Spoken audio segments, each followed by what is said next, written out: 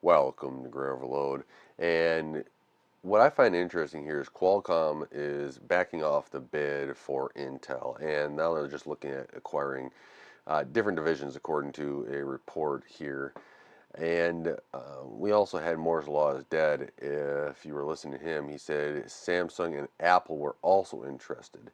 Now, one thing that has came up is that there was a CHIPS Act here in the United States passed a few years ago, and now that money is being awarded in was it yesterday or something?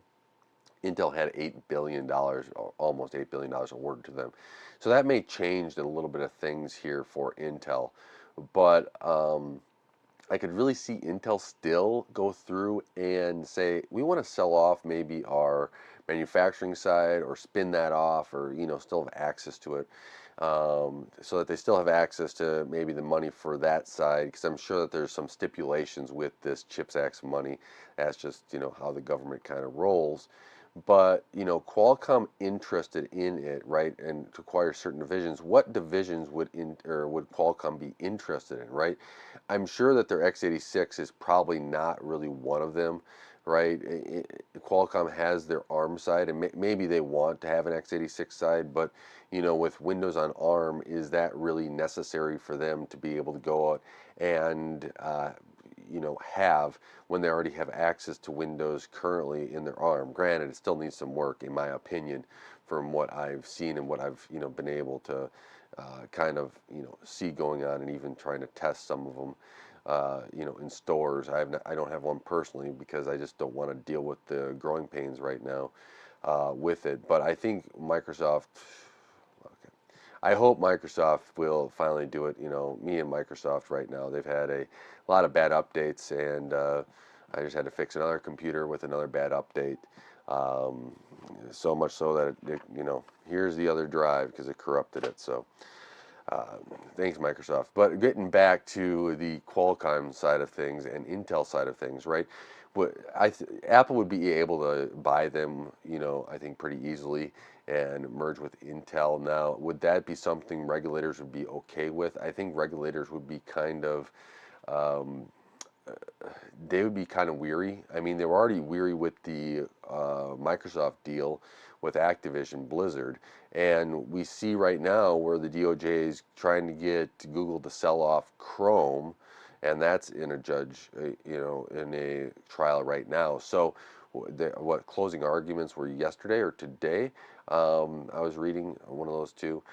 So that is, concerning to me. Now, would Samsung be able to do it? Samsung already has fabs. Now they're a South Korean company, right? You also have to look at this, the United States government wants to still have manufacturing stuff here in the United States for these chips. And that's where it gets murky with Samsung side of this. So Qualcomm being able to do it, maybe Qualcomm would be having manufacturing. Maybe they want access to that. I think if Intel were to spin it off, they'd have some little bit extra time because they'd be able to bring in money more. Now, they'd probably still be able to work pretty closely with their own fabs, but they're already manufacturing some stuff with TSMC. I can't believe I'm saying this. There's videos of me where I say is I don't think it's good for Intel to be able to sell off their fabs, but they're in such a strait right now where, I don't see this as a great deal for them, and they need to get some influx of cash. And because really, I want competition. I want Intel around to be able to do some of this, cool things and have innovation, right?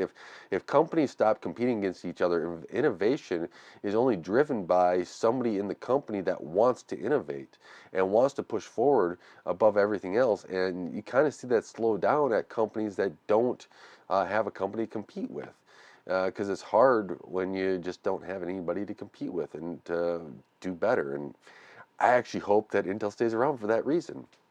I don't think they need x86, but what about Altera? That would be probably a good one. What about some of the memory stuff? That would probably be another option that they may want, or integration, or maybe some GPU side stuff. Maybe they can take that on. Qualcomm does have a ARM lawsuit where I'm still trying to figure that one out. They both think that they're in the right. So, the one thing that I thought would be hard for any company to get by besides maybe an Apple, which is, Intel has a lot of debt on the books. It has about $50 billion. That's one of the things that that people didn't realize, that Intel just buying all these things. They had what, Altera they bought uh, some other things too that I'm just blanking on over the years, what Mobileye, and they're not paying off for them. I think that they thought that they just own these, especially the server businesses and the laptop market and everything else, and that they'd be okay, and that their products were going to hit and be able to keep up to where AMD kind of started entering in that market again after they introduced Zen and going after it. But we see a lot with the AMD EPYC products that they're just doing are really good at outperforming Intel in a lot of areas. Sapphire Rapids is now out and stuff where Intel has some competition, but some of the damage is done with what Intel has done. And while a Qualcomm maybe would want to get into that business, you don't want to then take on the $50 billion worth of debt and then also then have to pay that off and not use 100% of the products that Intel has, from x86 and everything else. I think that would have been a long growing pains, and we would have been here in a couple of years with Qualcomm, either with a write down or Qualcomm saying they're going to need some money, they're going to need some infusion to be able to keep going. And that's not something I would have liked to have seen. So I hope with Qualcomm's approach, if there is a sale or something, branch off from Intel, that it makes sense for both companies because um, one, Intel, kind of some of the Intel decisions that were made or that are rumored to have been made, if you watch More Laws Are Dead or other leakers on this, is that you see that there's, certain infighting in Intel and visions and what direction to go. While some people think it's all in an AI, well, I think AI is a branch of computing that is going to be needed. There's also GPU side branch that is needed, and there's also a CPU branch that is needed. And I think that, whether it is ARM, RISC, or x86, you have different um, types of processors for different types of things. While they're all can be multi-purpose and stuff like that, they have different advantages and disadvantages. And we see that today even with the Windows on ARM stuff. There's different advantages and disadvantages. And I think that's going to continue for many years to come, and it's not going to be solved overnight to just make everything the same, right? And Qualcomm here is got to look and got to get advantages from Intel that make sense if they're willing to go on this. And at the same time, is Apple truly interested? Maybe Apple's only interested in the fab side. If Intel were to spin off the fab side, you could have something where, maybe it's a joint venture between Intel. I think you could actually do a couple different companies here, but Intel and Apple saying we're going to pour money into these fabs and we're going to spin it off. Intel will say we're going to spin it off. We've done the initial investment.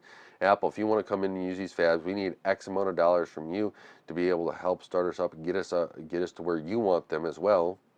It'll be a 50-50 split or something like that, and we'll go. But just think about it. What if AMD were to go into that same pot, or an NVIDIA as well? You'd have these U.S. plants, and there's some, around the world, but these fabs that would then be manufactured and still here in the United States, kind of satisfy some of the United States government concerns about fabs being elsewhere in the world. So there is that side of things, and yes, you do have TSMC doing what, I think a 2 nanometer in Arizona, but that's still at least a year away. So there is these things that are moving slowly, but I think that'd be actually a really good option. Samsung could go in there, but at least you have the U.S. companies having a fab here in the United States. I mean, we have global foundries, but they kind of stopped doing cutting edge nodes here. They do upgrade their nodes. They're just not all cutting edge. And maybe if they were able to do that, I don't know why Apple didn't just say go to global foundries and say we need cutting edge nodes. Here you go. Here's some money. Here's the United States. We want a United States based fab, and here it is. That would be another interesting side of things. But I want to touch on Samsung. Samsung would be really crazy because they got memory, they got storage, They've tried to manufacture a GPU. They do their own ARM CPUs. And I think Samsung isn't as married to ARM. While they would probably keep that going forward and having an ARM CPU, remember they still use Qualcomm chips in their devices. So if they do Qualcomm chips there and they kind of move through that, or Qualcomm, they still do ARM chips. Or, well, they have Qualcomm, but they have their own ARM chips. And they still use some Qualcomm. They have ARM, and then they'd have x86. I think they'd be okay with that because they make all those devices already. Because they do manufacture PCs, and I think that would be actually an interesting pairing. I just don't know if that would go through all the regulation steps here in the United States, considering that they are, as long as the fabs were to go with it, while I think Samsung would like to have all that fab knowledge and expansion because they got good memory, but when they manufactured NVIDIA's GPU, it wasn't as well as NVIDIA wanted it to. I think that would be hard to get over regulators, but you never know. Maybe it's a joint venture with somebody else for just the fab stuff, and maybe Samsung, Intel owning a fab together. That would be kind of interesting in saying that it has to be a U.S. company that owns X amount in these fabs.